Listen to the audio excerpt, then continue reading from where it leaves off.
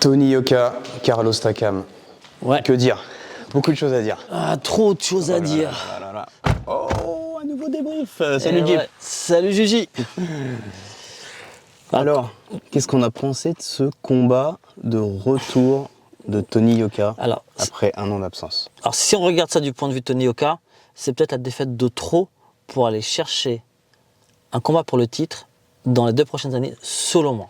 Parce que la défaite de trop, on parle de sa seconde défaite en carrière. Consécutive. Consécutive, C'est ça. Après la première qui est arrivée il y a un an. Exactement. Face à monsieur Martin Bacolé. Martin Bacolé. Il faut se rappeler à l'époque, en France, on disait que s'il gagnait contre Martin Bacolé, on espérait voir Tony combattre pour le titre cette année-là, en 2023. 2023. Là, on est en 2023 et franchement, on en est loin. Le titre s'éloigne. On est très très loin de cette possibilité-là. Donc voilà pourquoi le titre de notre vignette est celui-ci. On aurait pu mettre frustrant. Enfin, moi, c'est vraiment le premier mot que je ressens sur cette soirée, sur ce combat de retour. Si on se met du côté de Tony. Voilà. Oui, parce que du côté de Carlos, on était plutôt. On a fait le job. On était enthousiaste de le voir combattre comme ça et tout. C'était vraiment un plaisir. Du côté de Tony, en effet, c'était frustrant. Ouais, frustrant. Et sur plein de choses. Bah, vas-y, on va se remettre dans le contexte, vite fait. Après, le contexte, c'est sympa parce que l'entrée des deux, déjà, belle entrée. Soirée salle au Zénith, pas forcément pleine, mais les gens sont venus voir quand même Tony Yoka. Voilà. Mais c'était la grande config de la salle du Zénith, mais ouais, c'est vrai qu'elle n'était pas blindée. Très honnêtement, les travées hautes n'étaient pas remplies. Maintenant, il y avait l'ambiance. Ouais. Il y avait l'ambiance et il y avait, ça criait pour Tony, jusqu'à la 8e reprise. Ouais. Et à la 8e reprise, ça a crié pour Carlos. Carlos a conquis le cœur. La décision. Il a conquis les cœurs. Mais par rapport au job qu'il a fait, par rapport au taf, par rapport à la... Franchement, il était généreux dans sa boxe. Généreux, voilà. Ce que j'aime chez ce garçon-là, c'est qu'il est généreux, il ne triche pas. Vas-y, on commence... sur l'entame du combat, les 2 premiers rounds, c'était... ça a commencé doucement. Comme souvent, comme souvent, non. En tout cas, voilà, il y avait une nervosité parce que les deux, ça faisait longtemps qu'ils ne combattaient pas. Oui. Tony, ça faisait 1 an. Le dernier combat de Carlos, c'est pareil, ça remontait aussi. Donc, voilà, c'est vrai qu'il y avait un peu de nervosité et tout des deux. Et quasiment dès le 2e round, ils ont installé ce qu'on allait voir quasiment pendant tout le combat. C'est vrai. Et ça, on s'y attendait pas. Non, mais sincèrement. Un combat en 10 rounds, effectivement. Donc, les 2 premiers rounds, on peut dire qu'ils sont... Toi, tu donnes le premier round à Tony quand même? On peut le donner à Tony. Ouais, je sais pas. Parce que dès le premier round, en fait, Carlos, il s'installe quand même au centre du ring. Oui. Et tu vois qu'il se pose en position de chasseur, quoi. Vraiment, c'est le rôle de Carlos dès le début du combat. Et tu te dis, peut-être que ça va changer, peut-être que ça va réadapter. Mais non. Tu spoil. Non, voilà, c'est honnête. Après, tu vois, ce qui est intéressant, tu vois, dès le premier round du côté tactique de Carlos, c'est qu'il a son bras gauche. Donc le bras avant, qui est une garde basse, donc, et il a l'autre point qui est ici, qui sert à protéger la face, il a un peu l'épaule. Et ça, c'est très intelligent parce qu'il est très massif. Ah, il est massif. Il est très massif. Et le fait d'avoir le point qui part du bas, donc il est relâché. Son point avant va travailler plus vite, va être plus explosif. Ouais, mais il s'ouvre. Aussi. Ouais, mais après ça, il a le coup d'œil. La preuve, c'est qu'il n'a pas pris de coup. Mais bon, ça, on va en discuter. Mais tu vois, ça lui permet lui d'être très offensif, d'être très explosif, et surtout qu'il n'y ait pas d'accès de lactique vu qu'il est très massif, tu vois. Oui. Garder la garde haute, forcément, ça congestionne, ça congestionne quoi derrière. Et ça, lui, il va pas en souffrir du tout. C'est vrai que pendant les déons, on l'a pas vu ralentir en fait. Non, pas du tout. Il est parti sur un rythme. Ouais. Et on l'a pas vu ralentir. Et les crochets aussi larges, ça lui permet aussi d'avoir des crochets larges et lourds, puissants. Lourd. Très très lourd d'ailleurs. Si lourd que même il se fait emporter par ses coups plusieurs fois. Parfois. C'est impressionnant quoi. Et ça ouvre aussi. Ouais, on a vu l'arcade, de Tony, de Tony derrière.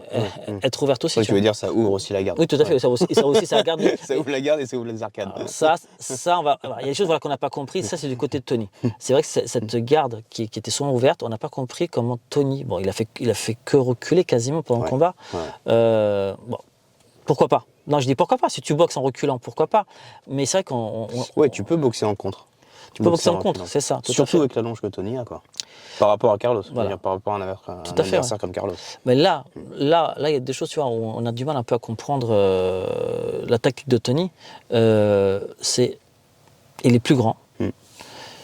Aujourd'hui, il fait quand même 114-115 kilos. C'est quand même lourd. Il est puissant. Et cette puissance-là, on l'a pas ressenti. Le jab, le bras avant, le travail du bras avant, on l'a quasiment pas vu. Bah, le jab, il n'y a pas de jab. On a- Surtout sur le profil de combattant que c'est, en fait. Oui, c'est ça. Tout à Moi, fait. j'attendais le réajustement quand il disait j'ai changé mon style, j'ai changé le réajustement, j'ai fait des ajustements. Moi, j'attendais vraiment à avoir du jab, surtout sur un Carlos Takam qui avance. Qui avance. Qui avance, qui avance, qui avance. Le jab, ça lui permet vraiment de le garder à distance et après de partir sur deux enchaînements derrière, ce qu'on n'a pas vu. C'est pour ça que moi, je disais frustrant. Frustrant de la part de Tony, effectivement. Parce que dans sa stratégie, effectivement, il n'a pas mis de jab. Dans son évolution, il n'y a pas eu de jab. Et dans le réajustement de la stratégie au fil des rounds, il n'a pas mis de jab. Alors moi, j'irais même au-delà de ça, c'est qu'il n'y a pas eu du jab, mais il n'y a pas eu non plus d'enchaînement. C'est-à-dire que, franchement, le 1, 2, 3, je l'attends toujours. Bah ouais, mais si tu mets pas le jab, comment tu vas enchaîner? Exactement. Le bras arrière, il n'y en a pas. Et tu te dis, bon, vas-y, ok. Si finalement, je parle avant combat, si tactiquement, je me sens pas bien, techniquement, dans une boxe en, tu vois, en reculant. Ouais, tu vois. Si je sais pas boxer, tu vois, en reculant, je suis pas à mon aise. Bah, tu prends pas Carlos Takam. Tu prends quelqu'un. Ah ouais, tu vas loin là, c'est carrément tu. Non, mais tu prends quelqu'un. Non, mais c'est ton combat, tu vois, tu reviens. Ça fait un an que tu n'as pas combattu, tu vois. Tu as besoin de reprendre des marques, ce qui peut se comprendre, tu vois. Ça fait un an que tu n'as pas combattu, tu as besoin de reprendre confiance en toi, tu as besoin de reprendre des marques. Bah, tu prends quelqu'un qui te correspond mieux à ta boxe, qui correspond un peu mieux à ta boxe, pour revenir. Et après, enchaîner assez rapidement. Ouais, après, Tony Yoka, il est dans une situation qui est compliquée médiatiquement. En France. En France. Il y a eu beaucoup de hype autour de lui, il y a eu cette histoire de conquête, etc. S'il prend quelqu'un, on va dire, qui est plus adapté à son style, les gens vont dire... Mais c'est Tony Yoka, on dira toujours. Ouais, voilà. On dira toujours, franchement, aujourd'hui, la boxe, c'est compliqué, quoi. Soyons clairs. En France, la boxe, c'est Tony Yoka. C'est triste. C'est triste que ce soit que lui. Mais c'est parce qu'il y a plein d'autres talents. Voilà, il y a plein d'autres talents, il y en a plein. Allez voir d'ailleurs l'équipe de France de boxe pour les Jeux Olympiques, féminine et masculine. Franchement, voilà, il y a du talent. Voilà, on va pas tous les citer, mais voilà, il y a du talent en France. Et chez les pros aussi, il y a du talent. Mais voilà, si on revient sur Tony, qui est quand même, voilà, c'est la gondole, c'est lui, voilà, c'est la locomotive qui emmène la boxe en France avec lui. Mais il y aura toujours des détracteurs, pardon, le concernant. Mais ça n'empêche, aujourd'hui, Tony, il aurait dû nous proposer quelque chose d'autre qu'on n'a pas vu. Il aurait dû prendre peut-être un combattant qui lui correspondait plus. Maintenant, tu as Tony. T'as Tony face à Carlos. Donc, je suis désolé, tu dois avoir une boxe. Je pense que Tony, il est au niveau de... Enfin, il peut se mettre au niveau de Carlos. Hein. Non, mais je te dis pas le contraire, mais justement, tu dois avoir une boxe qui correspond aussi, tu vois, à ton adversaire. Oui, ton adversaire. On l'a pas vu. Et c'est ça qui est frustrant, c'est qu'on l'a pas vu. Il n'y a pas de rajustement aussi, pendant, comme tu disais, pendant le fight. Ouais. Mais à un moment donné, tu dois quand même réajustionner. Ouais. En plus, tu sais que t'es... Enfin, pour nous, on sait qu'à la 5-6e reprise, il perd le combat. Bah, tout le monde le sait. Le combat. Tout le monde le sait.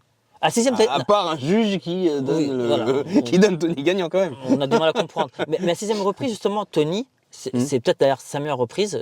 Voilà, il commence à changer. Voilà, c'est ça y est. Et là, tu te dis, ça y est, il rentre. Et là derrière, non. Non, pourquoi? Parce que justement, Carlos a continué. Oui.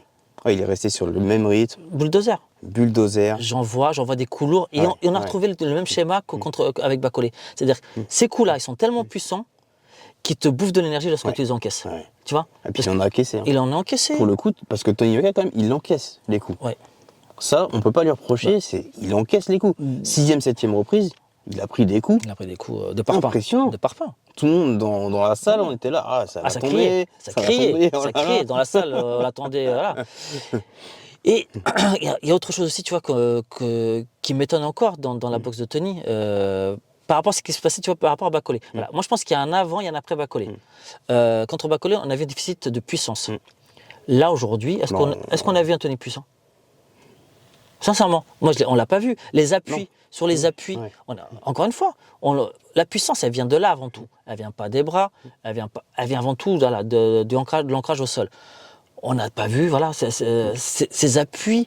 Il avait encore les appuis, les segments, les jambes trop serrées. Bah après, c'est, comme tu dis, c'est aussi compliqué parce que tu boxes en reculant. Tu boxes contre un mec quand même qui est assez mobile, qui avance et qui frappe lourd quand tu es à distance de poing. Et justement, le fait qu'il n'ait pas mis le jab, il était à la distance de Carlos pendant tout le combat. Pendant tout le combat. Il prend, alors qu'il... C'est ça, on est allé... Visuellement, il peut vraiment prendre de la longe. Et là, c'est compliqué, quoi. On était vraiment à la distance de Carlos. Et ça s'est vu. Et d'ailleurs, les seuls moments où on a vu le point arrière de Tony travailler, c'était sur les uppercuts et ça, c'était sur des travails de courte distance. Oui, c'est courte distance. On voyait pas, voilà. Donc... Ouais, qu'est-ce qui a été travaillé pendant un an, en fait? Sans être méchant, c'est vraiment... On attendait vraiment un nouveau style Tony, Et on a retrouvé, hein, comme tu dis, le style Franchement, Martin Bacolé face à un adversaire qui était aussi puissant que Martin Bacolé, plus petit, qui arrivait à casser la distance. Et on se dit, ouais, c'est compliqué si tu veux aller viser un titre mondial chez les lourds. Je pense que, franchement, sincèrement, aujourd'hui, je ne vois pas Tony pouvoir chercher un titre mondial. Aujourd'hui, je parle du Tony d'aujourd'hui. Ouais. Et sincèrement, et le Tony de demain, ce sera pas demain, là. Ce sera vraiment dans 2-3 ans. Après, comme il le dit à la fin du combat, il sait qu'il a encore du boulot. Mais est-ce qu'il va axer son boulot sur ce qu'on a vu, enfin sur ce qu'on n'a pas vu, justement? C'est ce qu'on n'a pas vu, ouais. Par contre, ouais, à la fin du combat contre Martin Bacolé, tu sentais il était très très déçu. Moi, je trouve plus déçu qu'aujourd'hui parce que ça se sentait dans sa voix, dans sa réaction. Aujourd'hui, il dit ouais, moi ce que je veux, c'est qu'il y ait des beaux combats, Faire de bons combats. pour mon public, etc. En face, Carlos est quand même venu dire, moi je pense que c'est le futur.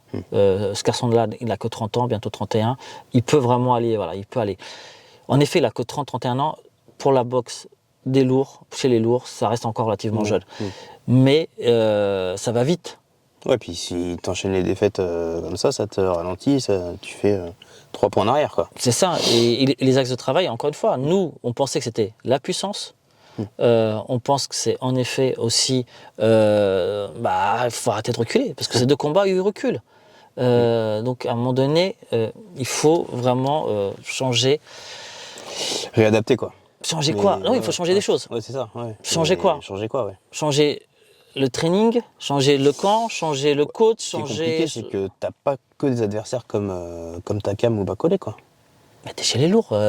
Sincèrement, aujourd'hui... Carlos est sur la fin, très bon combattant, mais sur la fin, mais il reste très puissant. Très puissant, tu vois. Après, si on prend le haut du panier, c'est encore plus technique. Bacolé, c'est très fort. Bacolé, c'est très fort, c'est très puissant, c'est très fort. Sincèrement, voilà, c'est de très très haut niveau. C'est peut-être un garçon d'ailleurs qui va peut-être aller chercher un titre peut-être plus rapidement que ce qu'on peut penser. Mais oui, mais t'as des monstres devant. T'as vraiment des monstres. Et t'as des mecs qui arrivent. Hein. Devant et t'as des mecs derrière. Des mecs qui arrivent, qui ont faim et qui ont vraiment beaucoup de talent. Donc là, où mettre Tony là-dedans? Le Tony de ce soir, sincèrement... On en revient au titre, la défaite de trop pour Tony. Ouais, sur ce style-là, faut changer beaucoup de choses, quoi. Il faut changer beaucoup de choses. Après, apparemment, il en a pris conscience. Il fait 2m01. Moi, je vois pas un boxeur de 2m01 en train de boxer. Clairement. Sincèrement. C'est ce qui me manquait le plus, moi. C'est vraiment le jab, la distance, quoi. Je vois un garçon qui fait 114 kilos, je les vois pas non plus. Non, mais voilà. Peut-être 2 axes et tout. Mais encore une fois, on est vraiment des pro-Yoka, que ce soit clair. On n'est pas des anti-Yoka, on est vraiment pour Tony Yoka. Si on dit ça, c'est parce qu'on a envie de le voir performer, parce qu'on a envie d'avoir un titre des lourds arrivé en France. Ça, c'est une réalité.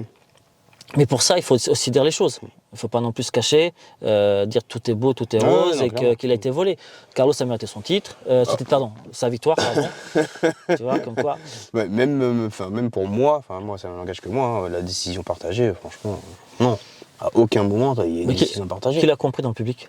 Oui, le public s'y est pas trompé, d'ailleurs. Vraiment, le public des connaisseurs, ça a sifflé. Ça a sifflé. Ça a applaudi lorsqu'on a annoncé la victoire de Carlos, parce que c'est évident. Clairement, et même lorsque tu entends aussi Tony s'exprimer. Oui. Franchement, grand monsieur Tony. Tu as vu, à la fin, il reconnaît la victoire, tu vois. Il dit je dois bosser, etc. Il se cache pas, non, c'est un monsieur. Ouais, combat frustrant pour moi, au résumé. J'attendais beaucoup de l'évolution de ce teasing, se dire nouveau Tony, nouveau machin. Alors qu'est-ce qu'il a bossé, puissance. Alors, moi, si je peux, pour finir là-dessus, moi, ce que j'aimerais voir dans le camp de Tony, c'est des sparring. De très haut niveau. Les sparring, il les a. Non, il les a pas. Franchement, il les a pas. Sincèrement, je n'y crois pas. C'est pas parce que Martin Bacolé, il a des sparring de. C'est lui le sparring de. Mais il faut se donner les moyens. De haut niveau. Il faut se donner les moyens. Tony, il les a les moyens. Moi, je te dis que non. Parce que franchement, quand je vois ça, pour moi, il n'a pas les bons sparring. Il a peut-être un bon sparring, mais il n'a peut-être pas les bons sparring. Pour le faire progresser. Il faut qu'il progresse. Et là, aujourd'hui, sincèrement, je ne vois vraiment pas la différence entre ce combat et celui de Bacolé. Sincèrement, je ne la vois pas. Ouais, c'est comme s'il l'avait pris une semaine après, quoi. C'est ça, sans avoir le nez cassé cette fois-ci, parce que le nez cassé, sincèrement, aller boxer avec un nez cassé, respect, encore une fois. Mais voilà, disons, il dit que Il dit quelque chose aussi, ça fait un an que j'ai pas boxé, je reviens, je prends quelqu'un de solide, quelqu'un de sérieux, tout ça il a raison. Quelqu'un de puissant, il a raison. Quelqu'un qui en voulait, il a raison. N'attends pas encore un an pour revenir. Non mais c'est vrai. Ouais, il a peut-être besoin de plus d'activité aussi. Voilà, Ouais. voilà. Reviens, boxe, plus souvent. Peu importe le profil, boxe, prends des bons sparring et on sait que tu vas revenir et que tu vas performer. On a besoin de toi, on a besoin de toi, la boxe a besoin de toi, la boxe française. Ouais, ça faisait plaisir de voir un combat de boxe quand même. En France Au Zénith. Oui, Hein? Ça faisait longtemps. ça faisait longtemps. Et ouais, la bagarre, c'est pas que du MMA, les gars. Non, non. Et la semaine prochaine On arrive avec le Muay Thai Grand Prix. Eh ouais. Restez connectés. Allez, à bientôt et bonne nuit sur la bagarre.